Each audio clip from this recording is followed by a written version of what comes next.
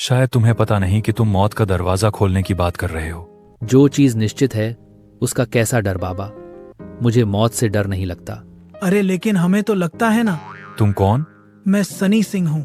तुमसे बीच में बोलने को किसने कहा? जब तक बोलने के लिए ना कहा जाए शांत रहो। लेकिन बाबा ये साला धीरू खुद मरेगा और हमें भी मरवाएगा।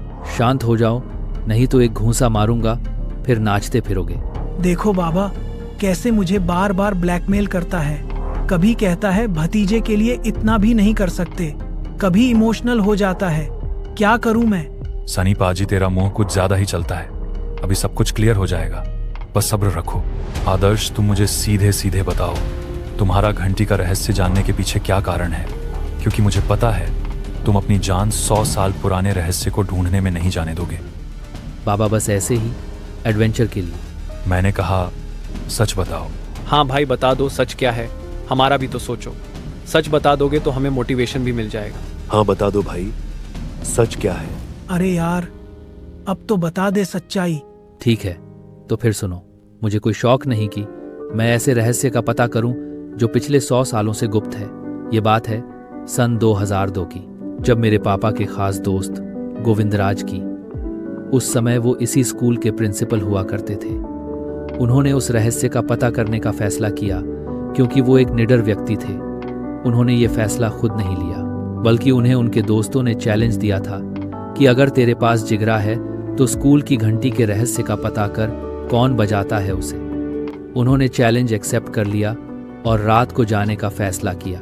रात को उन्होंने पापा से कांटेक्ट किया, लेकिन पापा उस समय घर से बहुत दूर थे। पापा ने उनको बहुत रोकने की कोशिश की, लेकिन वो नहीं माने। उस रात के बाद वो लापता हो गए। कुछ दिनों के बाद स्कूल के बाहर एक चिट्ठी मिली। उसमें लिखा था कि 100 साल बाद अमावस्या की रात को जो भी आज तक उस स्कूल में पढ़ा है उन सबको मार दिया जाएगा। मतलब कि लगभग 20,000 लोग, और उसमें से हमारे गांव के सारे लोग होंगे। लेकिन ये भी तो हो सकता है कि वो चिट्ठी किसी और ने लिखी हो, कोई मजाक कर रहा हो। नहीं, मेरे पापा ने खुद उसे देखा था। उसमें गोविंदराज जी की राइटिंग थी। और हाँ, उसमें यह भी लिखा था कि इस रहस्य का पता करने के लिए जो भी जाएगा वो मारा जाएगा। अरे तो मरने का शौक है क्या? सनी पाजी पहले पूरी बात सुन लो। गोविंदराज जी ने लिखा था कि उस रहस्य का पता लगाया जा सकता है, लेकिन उसकी शर्तें भी हैं। क्या शर्तें हैं? उस चिट्ठी के साथ एक और कागज था, लेकिन उस पर जो लिखा था वो किसी की समझ नहीं आया। ये रही वो चिट्ठी। देव बाबा ने चिट्ठी को पढ़ा और कहा, इस चिट्ठी में जो लिखा है वो वास्तव में बहुत रहस्यमयी है। इसमें ऐसा क्या लिखा है बाबा? इसमें एक अधूरी पहेली लिखी है। इसका आधा टुकड़ा गायब है। बाबा मुझे पता है उस आधे टुकड़े के बारे में। ये रहा वो। ये मुझे स्टाफ रूम के बाहर मिला था। देव बाबा ने दोनों टुकड़ों को जोड़ दिया और उसमें एक नक्शा बना और नीचे एक पहेली लिखी हुई थी। ये क्या है? इस पहेली में लिखा है कि अगर घंटी का रहस्य जानना चाहते हो तो पहले चाबी ढूंढना होगा। उसके बाद उसी रूम में जाना जहां घंटी है। उसके सामने एक गुप्त दरवाजा होगा जो उसी चाबी से खुलेगा। उस दरवाजे में एक मणि मिलेगी।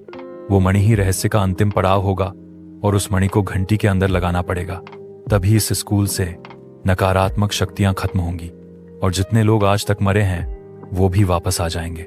मतलब कि बाबा हमें पहले दरवाजे की चाबी ढूंढना होगा?